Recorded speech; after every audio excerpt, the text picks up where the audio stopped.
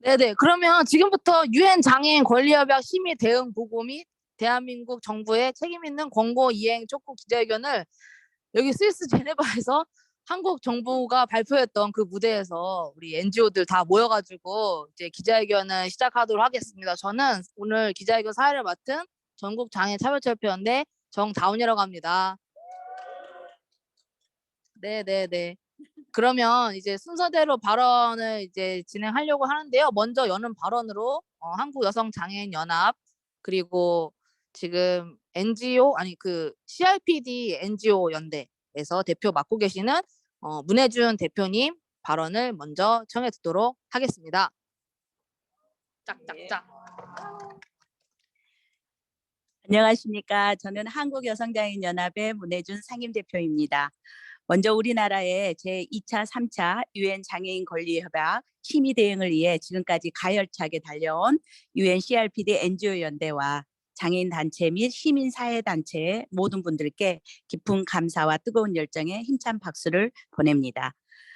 전국 28개 장애인 단체로 구성된 연대체가 2017년 6월 15일 유엔 CRPD NGO 연대로 출범해서 심의가 진행됨에 따라 2022년 오늘에 이르기까지 2, 3차 국가보고서에 대한 쟁점 목록 중심의 민간 보고서 작성, 국가보고서 심의에 대응하기 위한 연대 활동을 통해서 우리나라 정부가 국가보고서에 대한 적극적인 조치와 공고를 이행하도록 촉구하였습니다.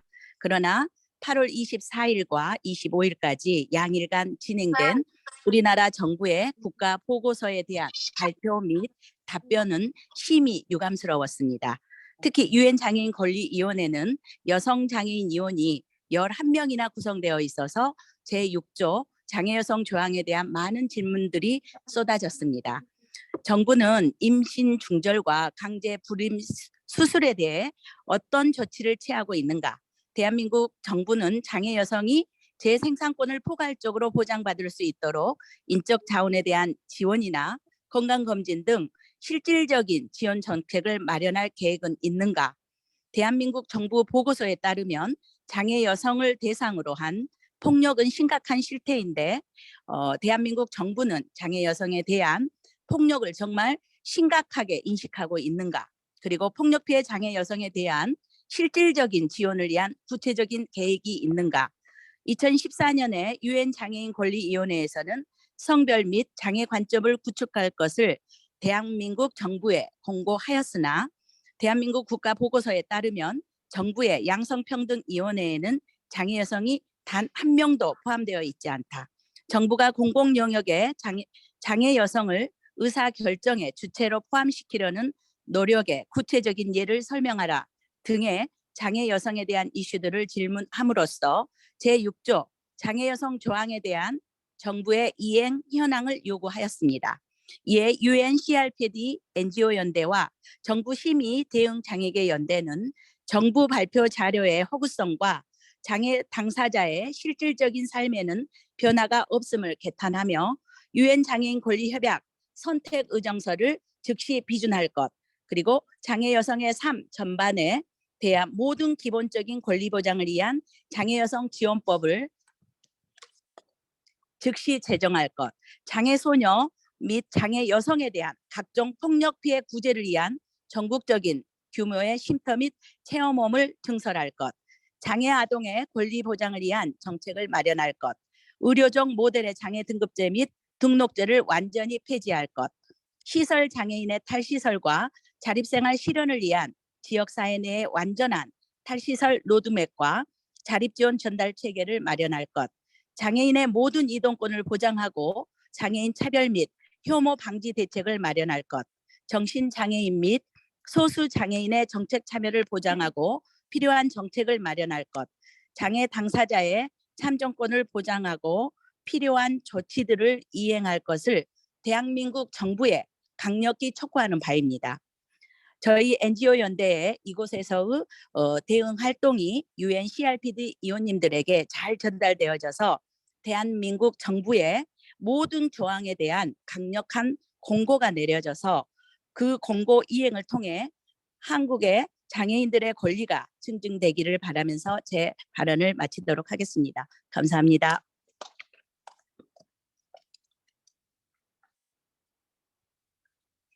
네, 문혜준 대표님 발언을 잘 들어보았습니다. 위원회, 이제 장애여성 위원들이 많으시고, 장애여성 조항에 대한 높은 관심들을 좀 위원회 회의를 참관하면서 확인할 수 있었고요. 그런데 정부의 답변들은 그 기존의 정부 보고서에 나열되어 있는 정말 조악한 수준의 서비스를 계속 발제하는 앵무새처럼 그것만 답변하는 거에 또다시 굉장히 답답하고 분노를 많이 느꼈던 것 같습니다. 네, 발언 감사드리고요. 다음 발언으로는 어, 희망을 만드는 법의 김재왕 변호사님께서도 여기 많은 법률가 분들이 또 이 심의 대응에 함께 해주셨는데요. 그 중에서 이제 희망법의 김재왕 변호사님 발언을 좀 청해 듣도록 하겠습니다. 마이크를 드릴게요. 아, 네. 이렇게 들고, 입에 대고, 예. 예. 안녕하세요. 소개받은 김재왕입니다. 먼저 발언하기 좀 앞서서 이 한국에서 굉장히 이 모든 과정을 열심히 준비해 주었던 그 정다혜 변호사가 부득이한 사정으로 이 자리에 함께하지 못했는데, 조금 유감스럽게 생각합니다. 이 장애 단체뿐만 아니라 많은 법률가 단체들도 이번 장애인 권리협약 심의에 앞서서 민간 보고서를 제출했습니다. 민주사회를 위한 변호사 모임 그리고 장애인법 연구회 사단법인 두루에서는 개별 그 보고서를 작성을 했었고 많은 그 장애인 당사자들의 목소리를 반영해서 그리고 다른 여러 단체들이 작성하지 않은 부분 혹은 좀 더 법률가들이 조금 더 잘 얘기할 수 있는 부분을 중심으로 해서 보고서를 제출했습니다. 그런 제출 과정을 통해서 저희는 많은 변호사 그룹들을 이 자리에 참여한 장애인 당사자 단체들과 함께 연대해서 이번 심의에 참여를 했었습니다. 몇 가지 그냥 기억나는 걸 말씀을 드리면 그 올해 이번 그 태풍으로 인한 폭우로 인한 피해와 같이 그리고 코로나19로 인한 피해와 같이 재난 상황에서의 문제가 앞으로 심각할 수 있습니다. 그리고 향후 10년 동안 여러 가지 그 장애인 권리 협약 심의가 없을 걸 또 생각해서 장기적인 안목에서 이 변호사 그룹에서는 기후 변화에 과연 우리 한국 정부는 어떻게 대응하고 있고 그러한 재난 상황에서 그 장애인을 위한 그런 맞춤한 매뉴얼이 있는지 이런 것들을 지적을 했습니다.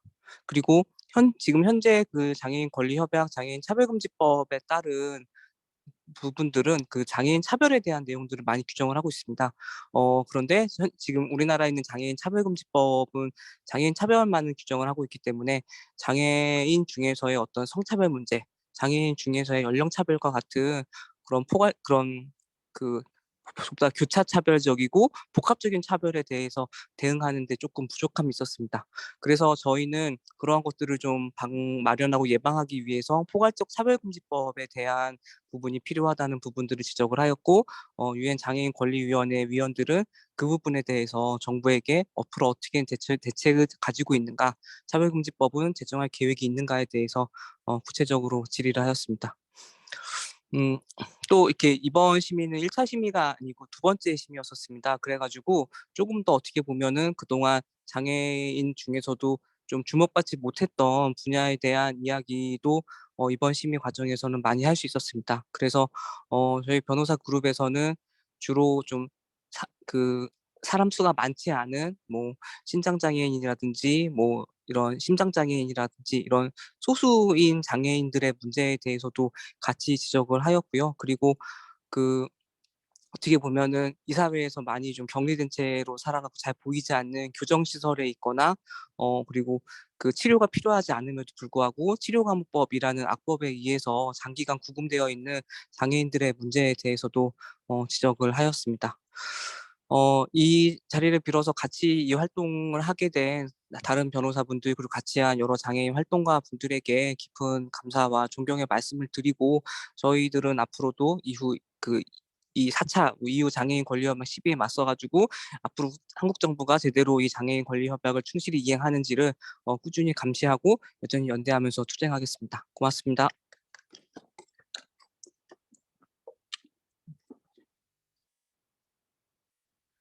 네, 그 김재양 변호사님께서 그 법률가 분들의 유엔 장애인 권리 협약 심의 그 대응 활동들을 좀 주로 얘기해 주셨고요. 주로 이제 이런 내용들을 법무부에서 많이 답변을 좀 해주셨는데, 뭐 그 아까 교정시설 관련된 그 답변으로 그곳은 정말 치료를 위한 곳이다, 가둬두는 곳이 아니다, 이렇게 답변을 하셨던 게 기억이 나는데 정말 같이 분노스러웠고, 어쨌든 그 법률가 분들은 이제 기후변화 쪽이나 그 소수 장애 영역, 그 치료 감호소에 있는 분들이나 또 그 정신장애 쪽이나 그 이주 국적을 달라서 이제 장애 서비스를 등록하지 못하는 분들, 이런 분들의 이야기들을 좀 포괄해서 포괄적인 차별금지법까지 이렇게 질의를 맡아서 열심히 활동해 주셨습니다. 감사합니다. 네, 이제 다음 발언으로 그 정신장애인 당사자이시고 그 한국정신장애인 자립생활센터에서 당사자 활동가로 활동하고 계시고 또 이제 비공개 미팅에서 발표도 하셨던 부민주 활동가님의 발언을 들어보도록 하겠습니다. 네, 안녕하십니까. 소개받은 대로 심리사회적 어려움을 겪고 있으며 심리사회적 장애인의 해방을 위한 연구 및 활동을 하고 있는 당사자 부민주입니다. 정부는 국가보고서와 심의에서 앞선 얘기들과 마찬가지로 심리사회적 장애인의 인권 실태 현황을 의도적으로 숨기고 기만하고 있습니다. 정부는 정신병원은 환자가 입원하는 즉시 권리고지를 하도록 되어 있다고 주장했으나 현실은 다릅니다. 권리고지의 양식은 법령의 내용을 나열했을 뿐이며 심리사회적 장애인이 읽고 이해하기 매우 어렵습니다. 대리서명이 만연하며 환자의 권리가 환자의 의사를 확인할 수 없음이라는 사유로 고지되지 않는 여러 사례가 존재합니다. 정부는 강제 입원이 감소하고 있다고 주장하며 비자의 입원 요건을 강화하였고 입원 적합성 심사위원회를 통해 의사결정권을 보호한다고 말했습니다. 그러나 보호자의 동의를 얻어 병원에 입원하는 동의 입원을 자의 입원에 포함해 통계적 눈속임을 할 뿐입니다. 동의 입원 제도에서 전문의가 72시간 동안 퇴원을 제한하고 강제 입원으로 전환할 수 있습니다. 보호자의 동의 없이 퇴원할 수 없는데 이게 자의 입원입니까? 뿐만 아니라 입원 이전에 의사결정 지원을 제공하는 체계는 한 번도 입법화된 적조차 없습니다. 정부는 격리와 강박은 환자의 자타의 위험이 높아 안전도모가 필요한 경우에만 하나여 허용된다고 주장합니다. 그러나 정신병원에서의 격리 및 강박은 의료진의 재량에 따라 자타의 위험이 없는 경우에도 남용되고 있고 무분별한 강제치료에 대한 어떤 모니터링 또는 처벌 체계도 존재하지 않습니다. 정부는 심리사회적 장애인의 자립적인 삶 중심의 지역사회 서비스를 위한 협의체를 운영 중이고 당사자를 포함한 협의체가 탈시설과 장기 입원 예방을 논의한다고 주장했습니다. 그러나 해당 협의체에서 심리사회적 장애인의 목소리는 잘 반영되지 않습니다. 게다가 심리사회적 장애인에 대한 로드맵은 보건의료 체계에서만 논의되고 지역사회 서비스에는 거의 제공되지 않고 있습니다. 장애인 분야 예산을 확대하였다고 하지만 심리사회적 장애인 보건을 심리사회적 장애인에게 보건의료 대상으로만 취급되고 예산은 여전히 보건의료 서비스에만 치중되어 있어 지역사회 서비스는 여전 절대적으로 부족한 실정입니다. 심리사회적 장애인의 가족은 보호의무자에 의한 입원 제도로 당사자의 동의 없이 강제 입원시키곤 합니다. 정부는 또한 입원 적합성 심사위원회와 절차 보조 사업, 인신구제 청구를 통해 환자들이 구제될 수 있다고 설명하나 제대로 작동하지 않고 있습니다. 입원 적합성 심사위원회는 국립정신병원에서만 운영되어 독립적 기능이 어렵고 주로 서면으로만 심사하여 서류가 미비한 1% 내외를 제외하고는 퇴원하는 사람이 없습니다. 왜 이런 일이 일어났다고 생각하십니까? 정부는 많은 것이 좋게 바뀌었다고 말하는데 왜 실제 심리사회적 장애인들의 삶은 제자리 걸음, 오히려 후퇴할 뿐입니까? 정부가 발표한 탈시설화 로드맵에서도 심리사회적 장애인은 배제되어 있습니다. 현재 심리사회적 장애인 복지를 담당하는 부서는 없습니다. 복지 서비스에 관한 법조항은 있지만 실제로 이행되고 있지도 않습니다. 심리사회적 장애인도 다른 유형의 장애인과 같은 서비스를 받을 자격이 주어져야 하고 동등한 전달 체계의 서비스를 받을 수 있어야 합니다. 이렇게 함께 투쟁해 주시는 동료분들께 감사하다는 인사를 덧붙여 전하면서 앞으로도 모든 분들께서 관심과 참여를 함께 해주시기를 부탁드립니다.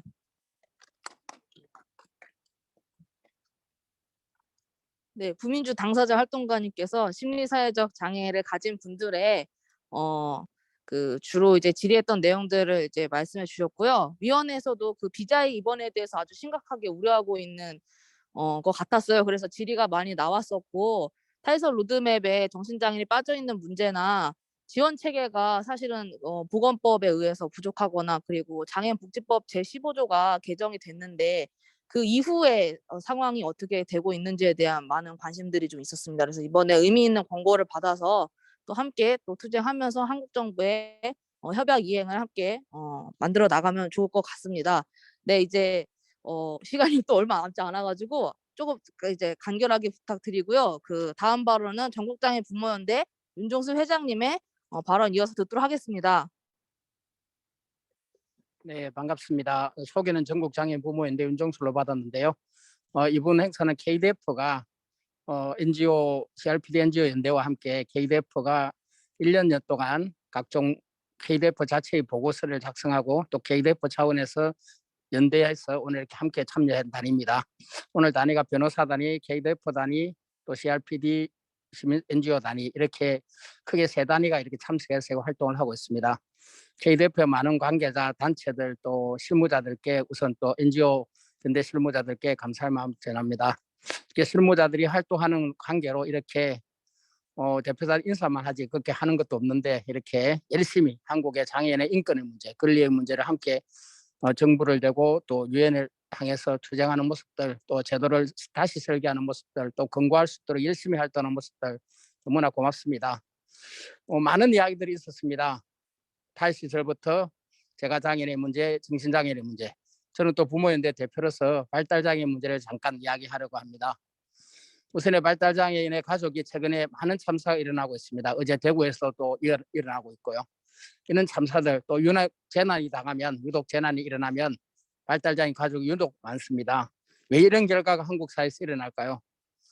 게렐 의원과 가미오 의원이 질의한 내용처럼 발달장애인의 가족의 문제, 당사자 문제 이제는 국가의 책무로 명확하게 규정해야 될 필요가 있습니다.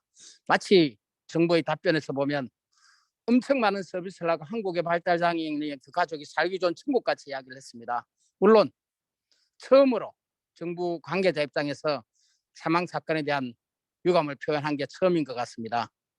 어떻게 한 번도 단 한 번도 그렇게 많은 사망 사고가 일어났는데 정부의 책임자의 입에서 유감을 표현한 적은 없었습니다.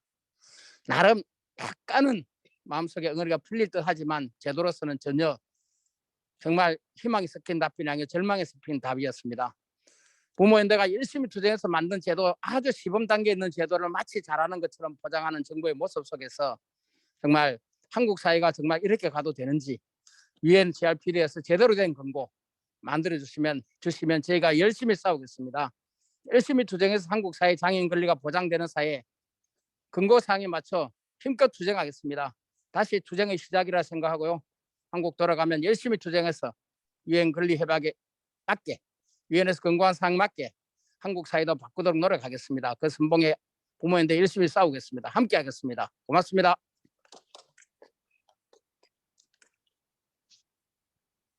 네, 이게 사실 기자회견 제목이 심의 대응 보고하고 권고 이행을 촉구하는 기자회견인데 저희의 투쟁의 거리를 많이 다지게 되는 것 같습니다. 솔직히 정부를 촉구를 하긴 하지만 여기서도 촉구하고 다시 한국 가서 열심히 촉구하겠다는 이런 결의를 다질 수밖에 없는 것 같습니다. 왜냐하면 1차 권고들이 있었음에도 불구하고 아직도 이행되지 않는 내용들 너무나 많았고, 네, 그렇습니다. 그 이번에 발달장애 관련해서는 참사의 문제들이 실제로 위원회 질의를 통해서 좀 나오기도 했었고 언급이 되기도 했었고 좀 의미 있는 답변이 좀 나와서 이제는 정말 이런 지원 체계들이 만들어졌으면 하는 바람입니다. 네, 이제 마지막 발언이고 이후에 성명서 낭독을 할 건데요. 마지막 발언으로 전국장애인 차별철폐연대 박경석 상임 공동대표님 발언을 모셔보도록 하겠습니다. 예, 전국장애인 차별철폐연대 박경석입니다. 저는 2, 3차 정부 보고서의 심의 이 자리에서 금방 마쳤습니다. 여러 가지 주제들이 많아요. 뭐 조항도 많고 그리고 또 수많은 질문이 있었지만은 일단은 한국의 전체 장애인에게 흐르는 가장 큰 제도는 장애 등급제 폐지에 따른 종합 지원 서비스에 대한 서비스 종합조사표에 대한 문제입니다. 그것은 결론적으로는 가짜 폐지가 되었음에도 불구하고 보건복지부는 여러 가지 수치의 나열을 통해서 마치 의학적 기준을 변동해서 사회적 환경을 반영한 이 부분으로 이 유엔 장애인 권리 협약의 인권적 기준, 권리적 기준을 반영했다라고 사기친 것이 가장 큰 사기가 아닌가 싶습니다. 그러한 사기 속에서 모든 것들이 사기라 그러면 좀 너무하다, 그죠? 아무튼 거짓말 뭐 이런 건데요. 저는 거짓말을 왜 거짓말이라고 생각하면 그 수치의 단순한 나열이었어요.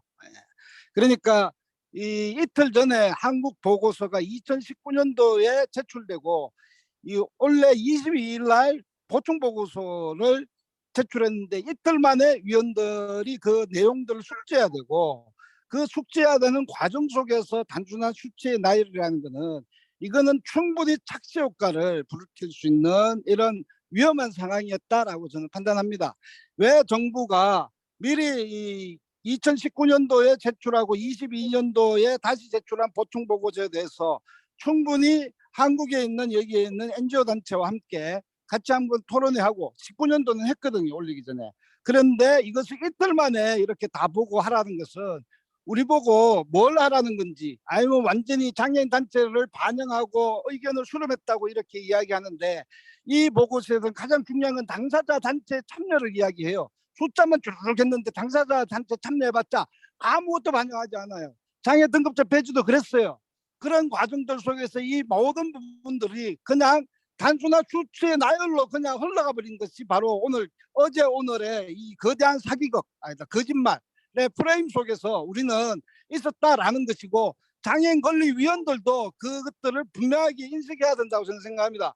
그래서 이유 맞춰서 명확하게 이 문제에 대해서 지적하고 특별하게 장애 등급제 폐지에 대한 문제, 사회적 방향의 문제, 그리고 또 이것이 등록제 문제와 이런 것들이 다 연관되어 있기 때문에 이 문제를 반드시 밝히고 함께 이야기해야 되고 바로 장애 등급제 폐지에 대한 이 부분을 같이 함께 모아서 결의를 해야 되죠. 그죠? 아니, 촉구를 해야 되나? 위원장인 권리 위원들에게 촉구합니다. 속지 마십시오.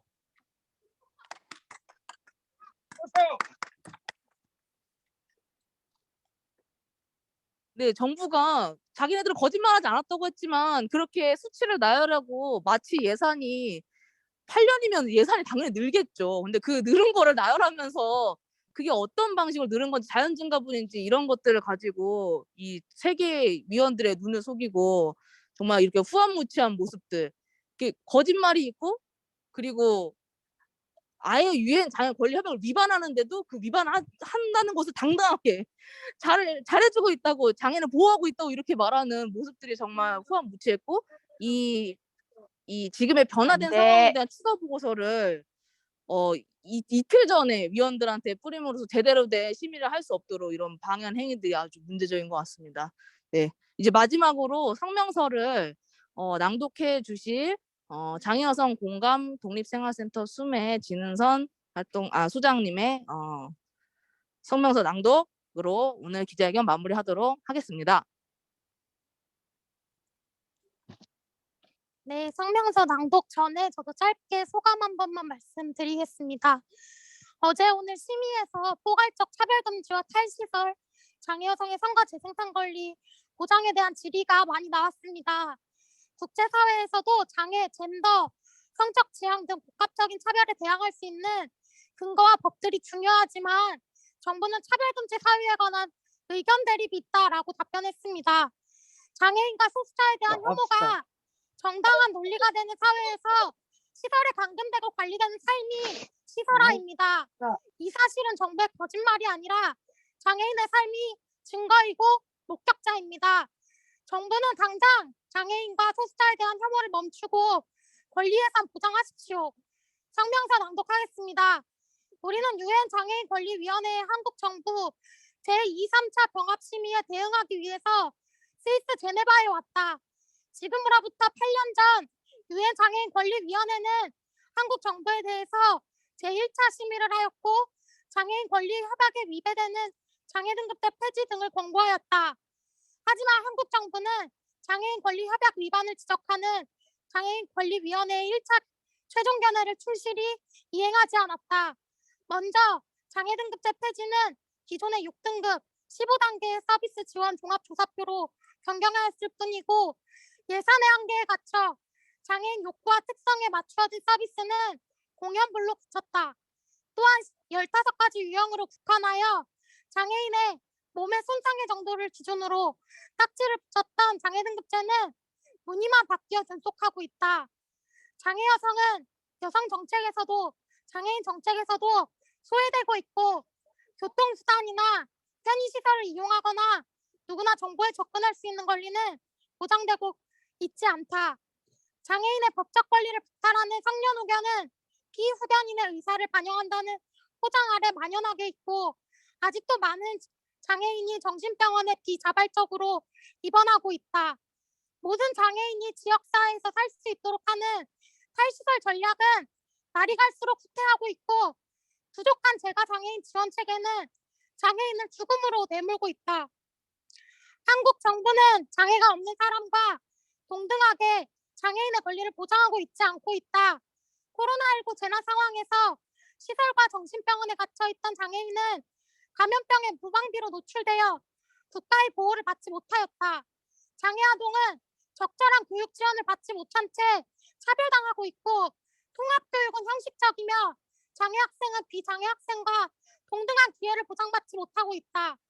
지적 자폐성 장애인은 보호의 이름 아래 사생활을 침해당하고 읽기 쉬운 자료나 맥락에 따른 언어 표현을 제공받지 못하고 있다.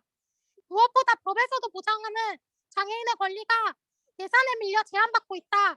그런데도 한국 정부는 국가보고서에서 장애인 권리 협약을 충실하게 이행하고 있다고 주장하였다. 우리는 국가보고서의 허구를 지적하는 보고서 작성, 장애인 권리위원회 위원에 대한 사전 로비와 현장 로비 등을 통해 한국 정부의 미흡한 장애인 권리 협약 이행을 지적하였다. 유엔 장애인 권리위원회는 우리의 의견을 경청하고 한국 정부의 장애인 권리 협약 이행을 촉구하는 최종 견해를 곧 채택할 예정이다. 우리는 한국 정부가 지금이라도 장애인 권리 협약에 따라 장애인의 권리를 보장하기를 촉구한다. 사실 한국 정부가 장애인 권리 협약을 이행하였다고 내세우는 성과들은 대부분 장애계의 오랜 투쟁으로 이끌어낸 변화이다.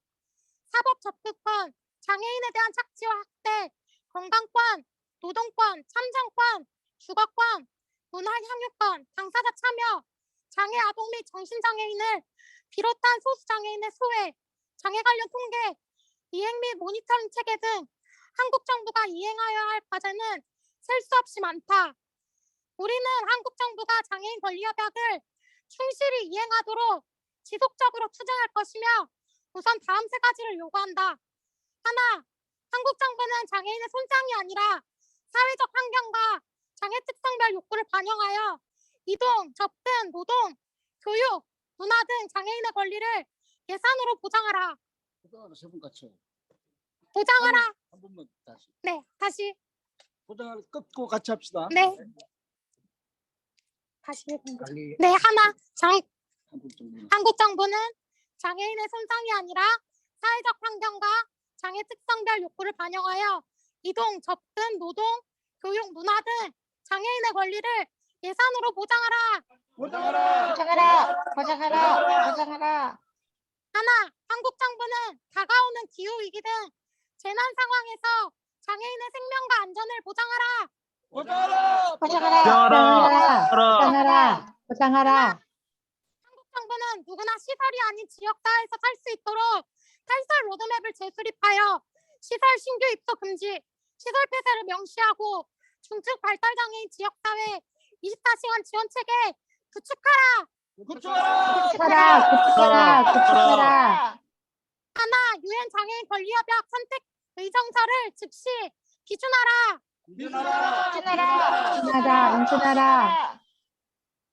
장애 여성, 정신장애인 및 소수 장애인의 정책 참여를 보장하고 삶 전반의 모든 기본적 권리 보장을 위한 조치를 마련하라.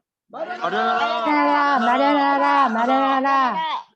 2022년 8월 25일 유엔 장애인 권리협약 한국 정부 심의 대응 장애인 연대.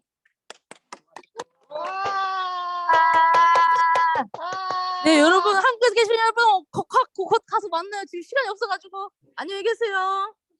안녕히